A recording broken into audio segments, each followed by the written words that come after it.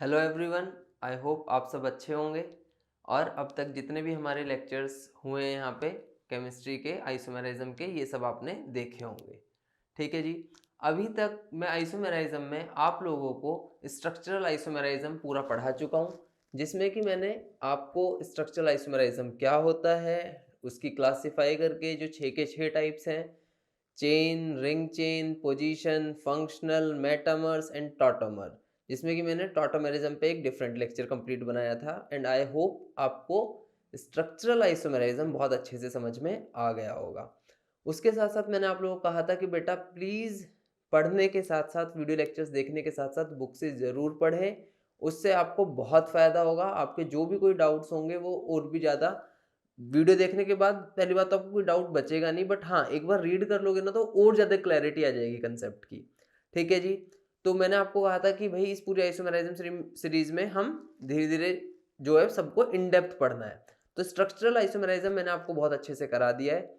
और आज के लेक्चर में मैं आपको स्टीरियो आइसोमेरिज्म पढ़ाऊंगा। मैंने आपको जैसा कि पहले सबसे पहले जो हमारा बेसिक इंट्रोडक्शन टू आइसोमेरिज्म था, उसमें मैंने आपको बताया था कि हमारे जो आइसोमर्स हैं वो ऐसे कंपाउंड हैं जिनका केमिकल और मॉलिक्यूलर फार्मूला सेम है, बट उनकी केमिकल या फिजिकल प्रॉपर्टीज डिफरेंट है। डिफरेंट किस वजह से हो सकती है?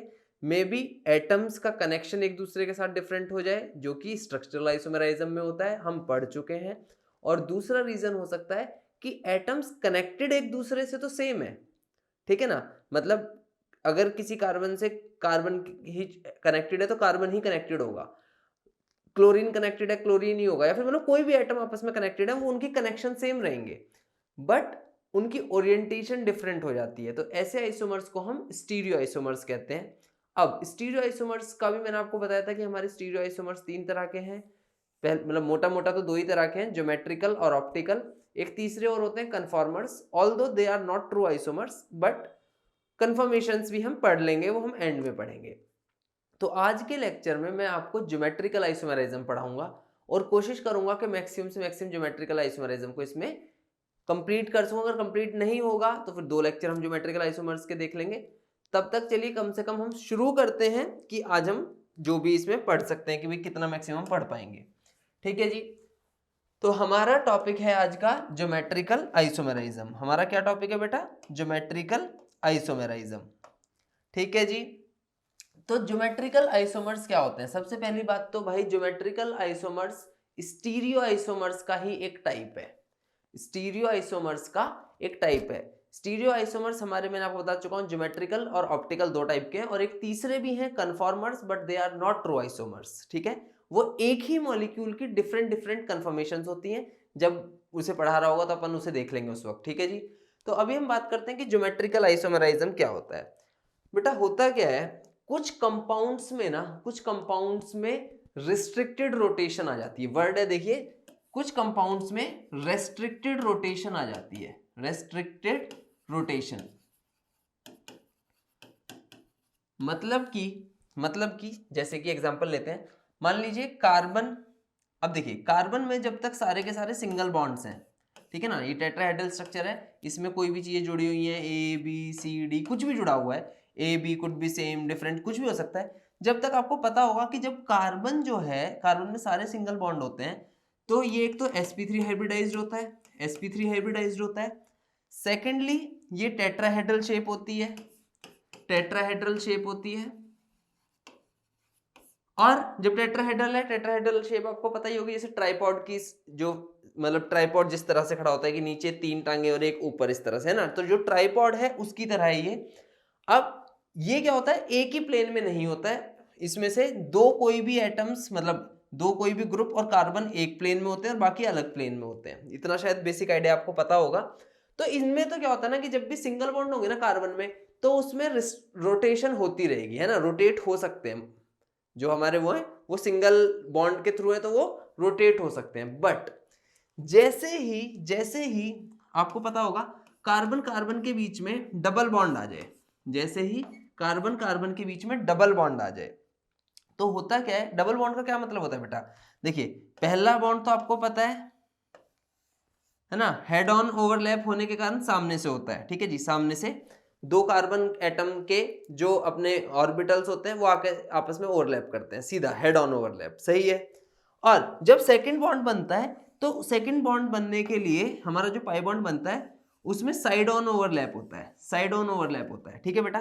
और जैसे ही आपका साइड ऑन ओवरलैप हो जाएगा, देखिए जब तक हेड ऑन ओवरलैप है तब तक ये रोटेट कर सकते हैं मॉलिक्यूल, जब तक ये मॉलिक्यूल्स क्या कर सकते हैं, रोटेट कर सकते हैं, मतलब कि जो इसके पीछे जुड़े हुए हैं, जो इसके पीछे ग्रुप्स जुड़े हुए हैं वो आपस में रोटेट हो सकते हैं because of single bond. But जैसे ही डबल बॉन्ड का सिनेरियो आता है ना बेटा, तो इसमें रोटेशन क्या हो जाती है, फिक्स हो जाती है, रोटेशन रिस्ट्रिक्ट हो जाती है। रीजन बीइंग, क्योंकि अगर मान लीजिए ये जो है, ये जो ऊपर नीचे ये जो साइड ऑन ओवरलैप हुआ है, अगर अब ये रोटेशन करने की कोशिश करेगा, अगर अब ये रोटेशन करने की कोशिश करेगा तो ये वाला बॉन्ड ब्रेक हो जाएगा। ये जो पाई बॉन्ड है आपको पता होगा, जो पहला बॉन्ड बनता है वो हमेशा सिग्मा बनता है और सेकंड बॉन्ड जो होता है वो हमेशा पाई होता है, थर्ड बनेगा वो भी पाई होगा। तो अगर रोटेशन करने की कोशिश करेगा डबल या ट्रिपल बॉन्ड में, तो उसमें क्या होता है बेटा, फिर बॉन्ड टूट जाते हैं, और अगर बॉन्ड टूट गए तो चीज डिफरेंट बन जाएगी, ठीक है जी। तो यहाँ पे क्या होता है कि बिकॉज ऑफ डबल बॉन्ड जो रोटेशन है कार्बन कार्बन के बीच में, दैट विल बी रिस्ट्रिक्टेड। अब ये जो रिस्ट्रिक्टेड रोटेशन है ना, ये जरूरी नहीं है कि सिर्फ और सिर्फ डबल बॉन्ड के ही सिनेरियो में हो, किसी साइक्लिक स्ट्रक्चर में भी हो सकती है, आपको पता होगा, ठीक है ना। तो और भी सिनेरियो है। तो बेसिकली जो ज्योमेट्रिकल आइसोमेराइज्म है वो रिस्ट्रिक्टेड रोटेशन की वजह से होता है। तो सबसे पहली बात तो मैंने आपको ये बताने की कोशिश की कि रिस्ट्रिक्टेड रोटेशन होता क्या है। रिस्ट्रिक्टेड रोटेशन का मतलब ऐसे मॉलिक्यूल जिनों में एटम्स के बीच में रोटेशन होनी बंद हो जाए, रिस्ट्रिक्ट हो जाए, तो ऐसे मॉलिक्यूल्स में हमारा ज्योमेट्रिकल आइसोमेराइज्म होता है। अब जो ज्योमेट्रिकल आइसोमेराइज्म है ये बेसिकली तीन तरह का है, ठीक है ना। One is cis trans, second is E Z and third is syn और एंटी।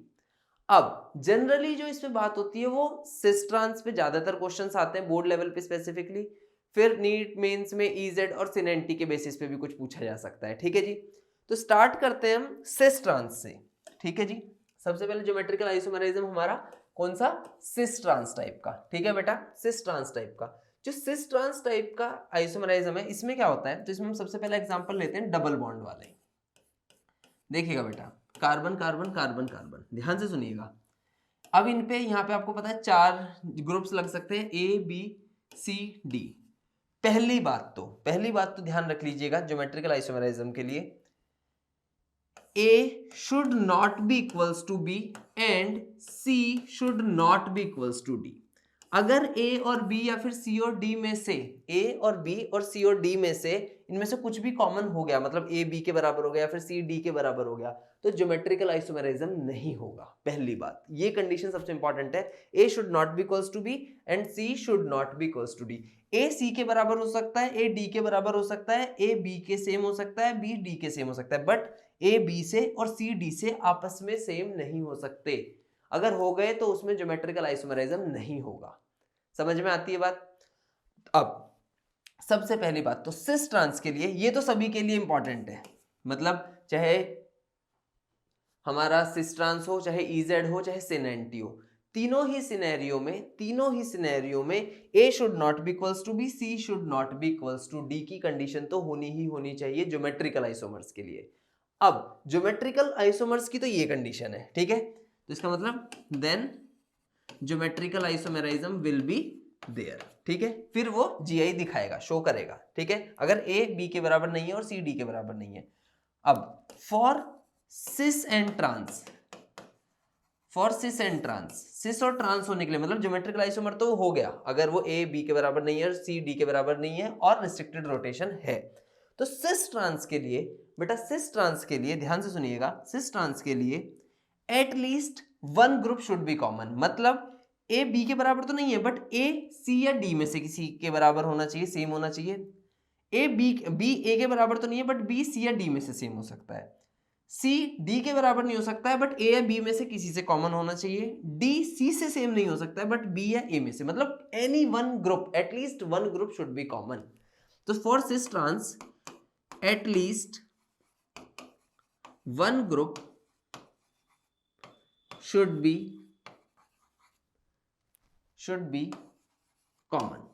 अगर एक भी कॉमन नहीं हुआ और रेस्ट्रिक्टेड रोटेशन है तो वो सिस ट्रांस में नहीं जाएगा, सबसे पहली बात। फॉर एग्जाम्पल जैसे बेटा carbon carbon hydrogen, chlorine, chlorine, ठीक है जी, एक कॉमन हो गया। अब यहां पे हाइड्रोजन आ जाए तो भी बढ़िया, कुछ और आ जाए तो भी बढ़िया, ठीक है जी। तो सिस ट्रांस की कैटेगरी में ये चीज जाएगी।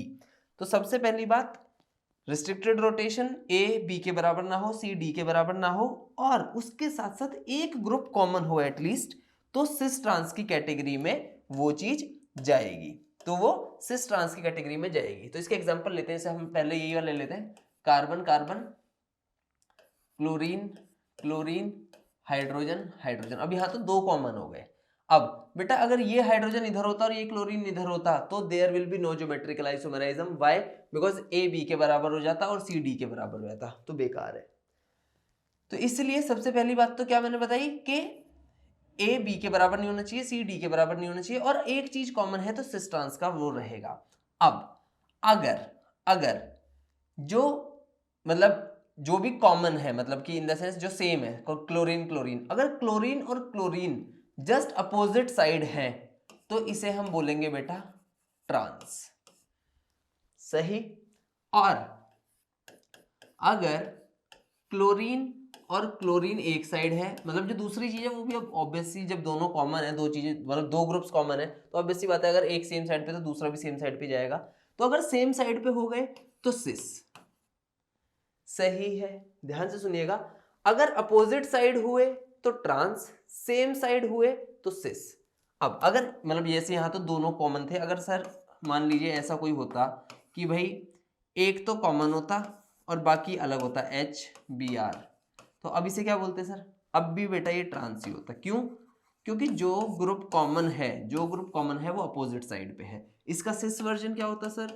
इसका सिस वर्जन होता अगर Cl यहाँ पे है तो Cl को यहाँ पे रखेंगे और H को यहाँ पे रखेंगे और Br को यहाँ पे रखेंगे, ये सिस वर्जन हो जाएगा। तो बेटा देखो, अगर एक चीज कॉमन है तो वो सेम है सिस, वो अपोजिट है ट्रांस। अगर दो कॉमन है, दो का मतलब तो फिर यही रह गई बात, अगर दो कॉमन है तो अपोजिट साइड पे है जस्ट एक दूसरे के तो ट्रांस, सेम साइड पे है तो cis. This is cis and trans isomerism. Restricted rotation होनी चाहिए, A should not be equals to B, C should not be equals to D, ठीक है। तो ये हमारा क्या है भाई? सिस ट्रांस आइसोमेरिज्म, इतना बेसिक है, ठीक है बेटा। अगर मान लो ये हो जाता कि carbon carbon, chlorine, hydrogen, bromine, iodine, तो सर ये सिस ट्रांस में नहीं हो सकता था? नहीं बेटा, ये सिस ट्रांस में नहीं होगा, ये जो अगला है इजेड उसमें जाएगा। अब थोड़ी सी यहाँ पे मैं हल्का सा एक्स्ट्रा थोड़ा सा बताना चाहूंगा एक चीज, मतलब ये इसलिए कि कई बार एक ही डबल बॉन्ड की जगह दो डबल बॉन्ड इकट्ठे आ जाएं या तीन इकट्ठे आ जाएं, तो उसका थोड़ा सा ध्यान रखने के लिए, अगर मान लीजिए बेटा, देखिए एक चीज ध्यान सुनिएगा, अगर कार्बन एक ही है, मतलब सॉरी, अगर कार्बन कार्बन के बीच में एक ही डबल बॉन्ड है कॉन्सिक्यूटिवली, मतलब एक ही है, बस एक ही है, तो ये जो है ना ए बी सी डी, ये जो है ए बी सी डी जो है, then A B C D will be in same plane, एक ही प्लेन में होंगे। ये समझ में आती बात? रीजन बीइंग क्योंकि बेटा ये देखिए, ये जो कार्बन है ये भी sp2 हाइब्रिडाइज्ड है, ये भी sp2 हाइब्रिडाइज्ड है, और यहाँ पे जो ये जो मतलब इनका जो ये ज्योमेट्री रखेंगे that will B trigonal planar, तो ये एक ही प्लेन में रहेंगे। और याद रखना, जीआई शो करने के लिए एक ही प्लेन होना चाहिए, और एक ही प्लेन किस वजह से है? Because of restricted rotation. लेकिन अगर मान लो कोई सिनेरियो आपको ये देखने को मिल जाए, क्योंकि नीट और जेई में इस तरह के क्वेश्चन आ जाते हैं, अगर मान लीजिए उसने ऐसे बोला कि जैसे क्लोरीन हाइड्रोजन, क्लोरीन और हाइड्रोजन, और आप इसे देखते के साथ सीधा कहते हो अच्छा at least one group is common, restricted rotation है, तो भाई ये मेरा सिस वर्जन हो गया। बेटा गलत।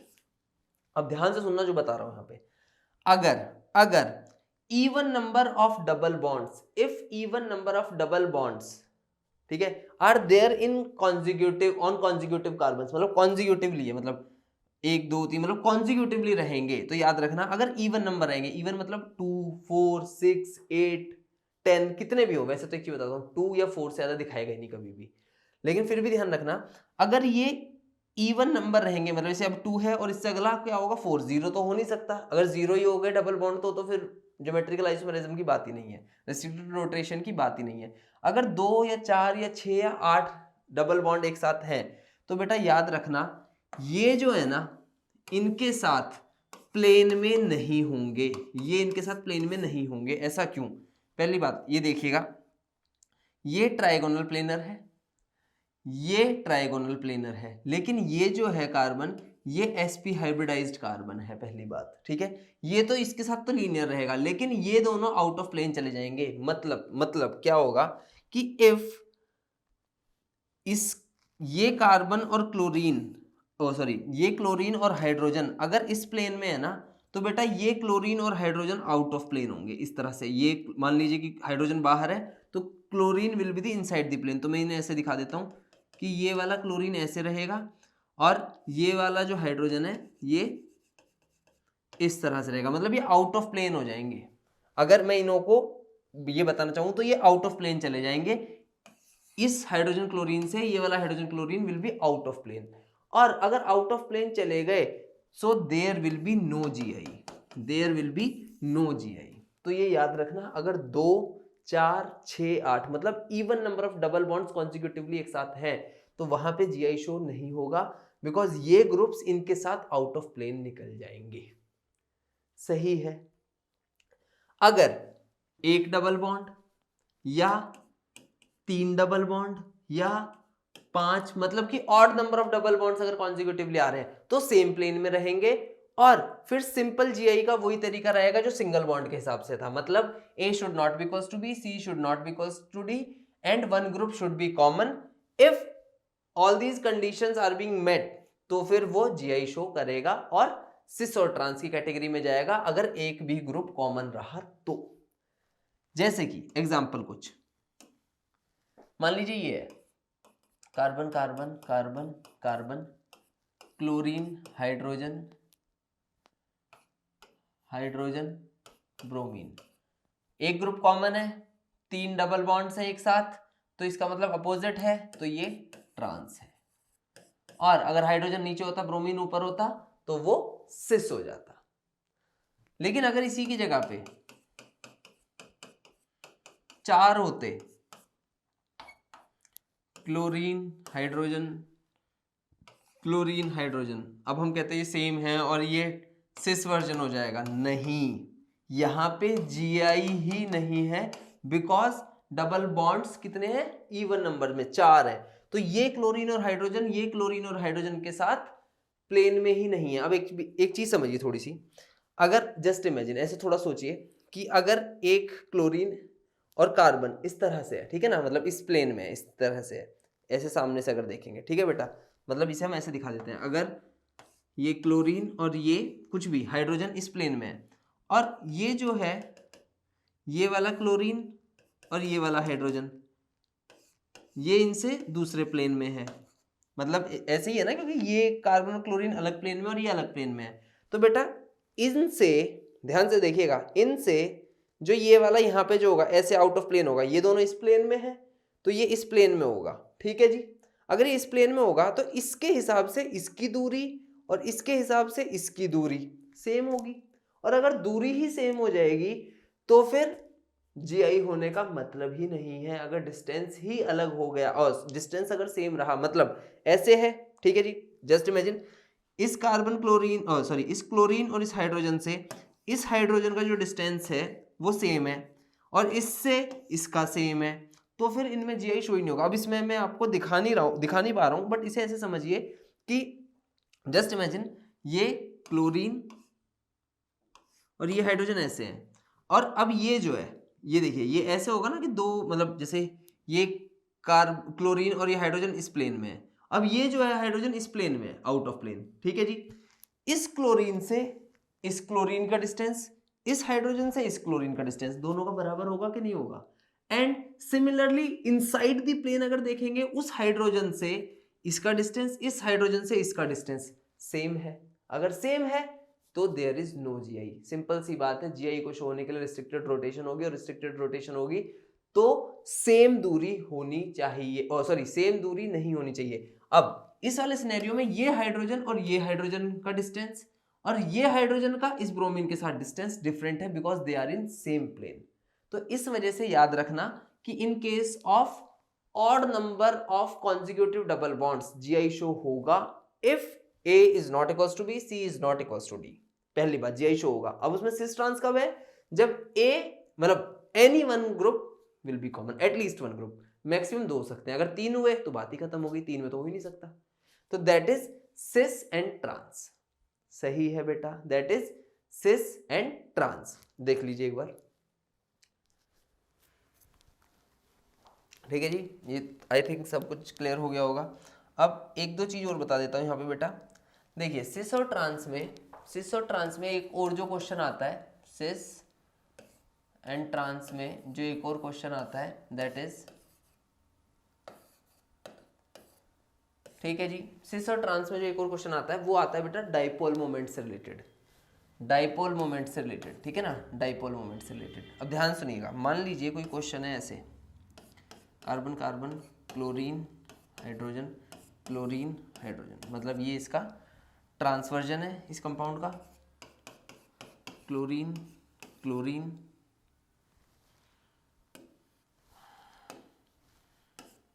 हाइड्रोजन हाइड्रोजन, ये क्लोरीन है, ये सिस है और ये ट्रांस है।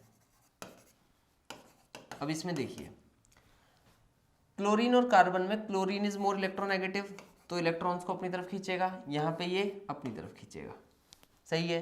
कार्बन हाइड्रोजन में ये sp2 हाइब्रिडाइज कार्बन है, इलेक्ट्रॉन को अपनी तरफ खींचेगा और ये भी अपनी तरफ खींचेगा। तो यहाँ पे इन वेक्टर्स के जो कंपोनेंट हैं वो एक दूसरे को कैंसिल आउट कर देंगे और यहाँ पे ट्रांसवर्जन का जो डाइपोल होगा that will be equals to 0, that will be equals to 0, ठीक है बेटा।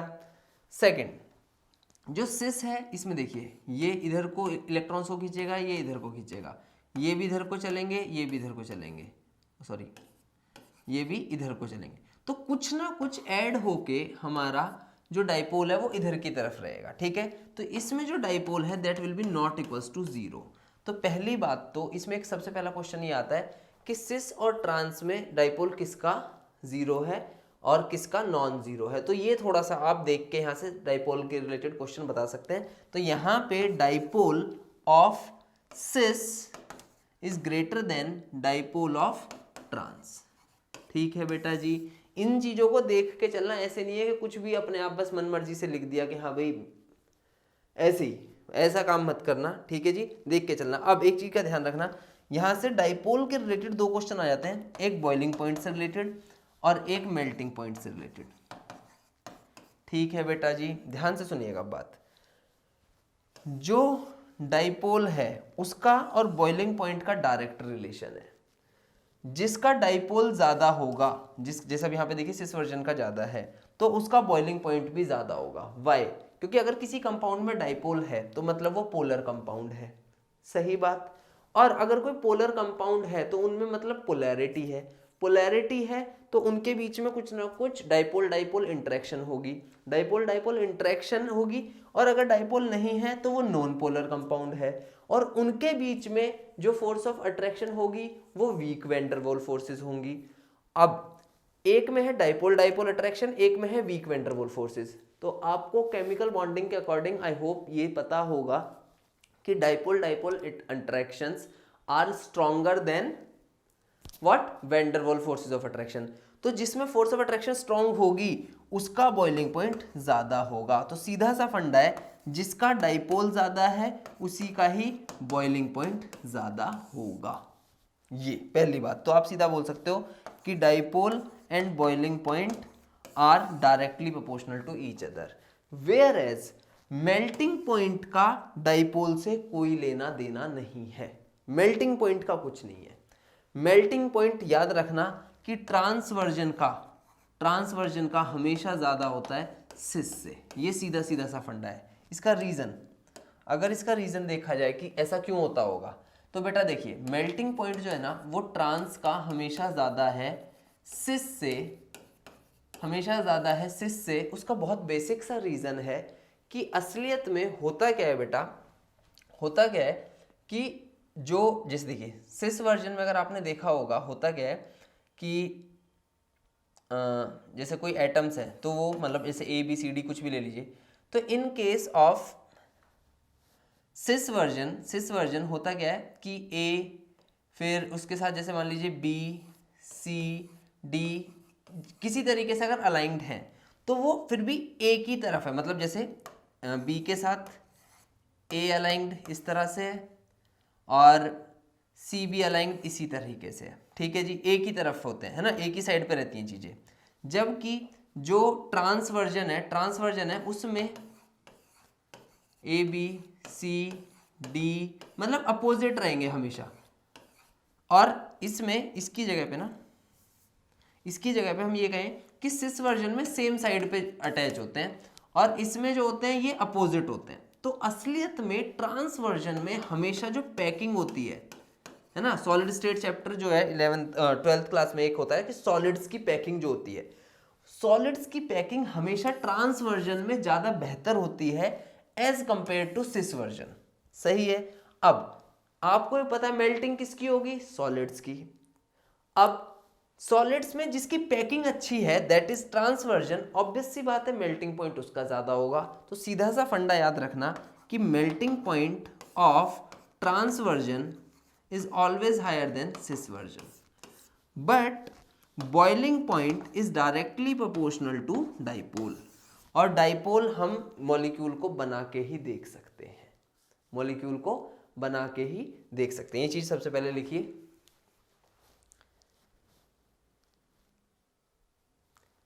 ठीक है जी, ये लिख लिया है। तो अब मतलब मैं आपको ये भी कहना चाहूँगा कि भाई इस चीज़ को ना सीधा सीधा ऐसे रटना मत कि हमेशा सिस का ही डाइपोल ज़्यादा होगा ये, क्योंकि जैसा भी देखिए हमने पिछला जो क्वेश्चन था एक बार देख लेते हैं। ये जो क्वेश्चन था यहाँ पे हमने देखा था कि dipole of cis is greater than trans, तो इसलिए हमने उसका बॉइलिंग पॉइंट जो है उससे ज़्यादा कर दिया, ठीक है, ऐसा लिखा। अब इसको ये मत सोचना कि हमेशा ही ऐसा होगा, क्यों, देखिए मान लो कोई क्वेश्चन ऐसा आ जाए, कार्बन कार्बन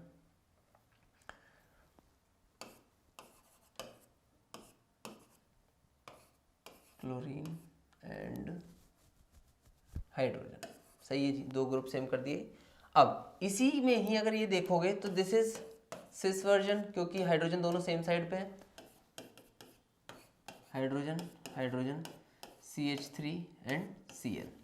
अब एक चीज देखिए बेटा, यहाँ पे एक चीज देखिए, यहाँ पे ये इलेक्ट्रॉन को इधर को देगा क्योंकि ये sp3 हाइब्रिडाइज्ड कार्बन है और ये sp2 है। अगर आपको हाइब्रिडाइजेशन आती होगी, क्योंकि हाइब्रिडाइजेशन तो जब आप ये पढ़ रहे हैं तो आपको हाइब्रिडाइजेशन आनी चाहिए, तो sp3 और ये sp2 है, ठीक है, तो obviously this has more s character, तो ये इलेक्ट्रॉन्स को अपनी तरफ खींचेगा तो इलेक्ट्रॉन्स इधर को आएंगे, कार्बन क्लोरीन में इलेक्ट्रॉन्स इधर जाएंगे, मतलब एक तरह से इनके वेक्टर्स अपोजिटली साइड है ना, ये इनका जो अगर हम वो भी लेंगे कॉम्पोनेंट्स तो आपको पता ही है ऐसे और ऐसे, तो असलियत में ये इसको कट कर देगा, बट ये दोनों का कुछ डाइपोल रहेगा, कुछ ना कुछ डाइपोल रहेगा, ठीक है जी, इसमें ये इधर को जाएगा, इधर को ये इधर को जाएगा, कुछ ना कुछ डाइपोल रहेगा, ऐसा नहीं है कि जीरो होगा, बट कुछ रहेगा। अब इसमें ट्रांसवर्जन में अगर आप यहाँ देखेंगे ये इधर और ये इधर, तो ये दोनों के दोनों का ऐड होगा और इसका भी डाइपोल नॉन जीरो होगा, और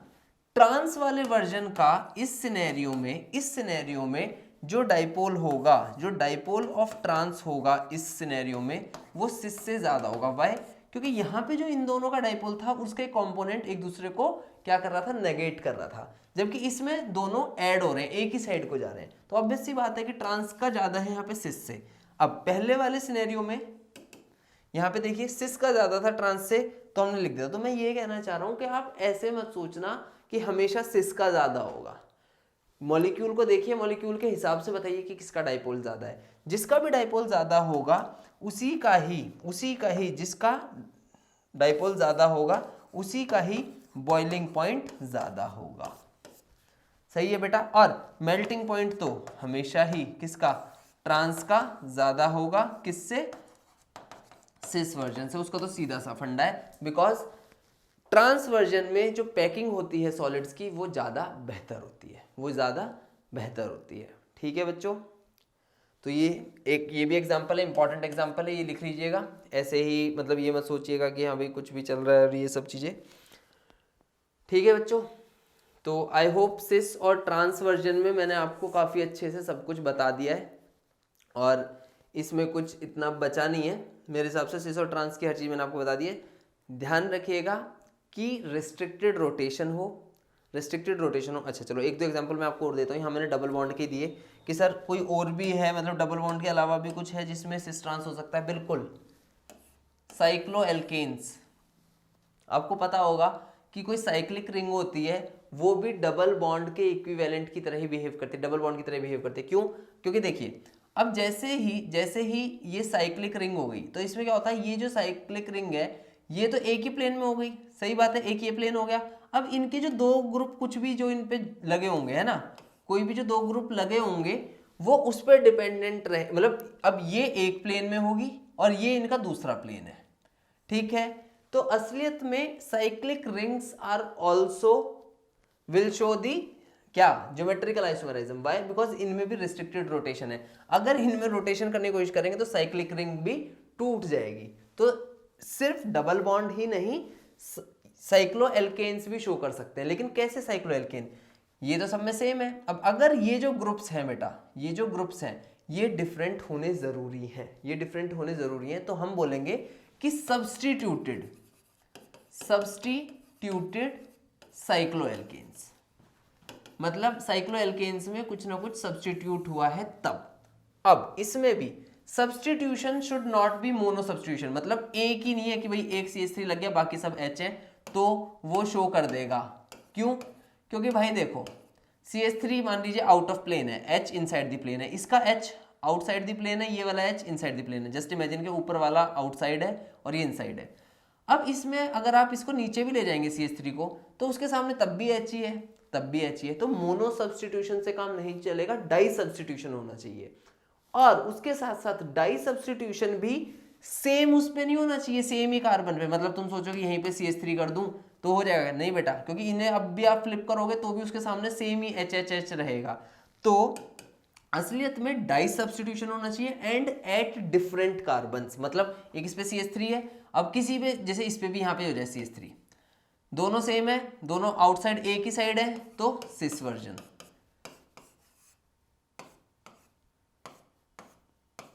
CH3H H CH3, एक आउटसाइड द प्लेन एक इनसाइड द प्लेन, ट्रांसवर्जन।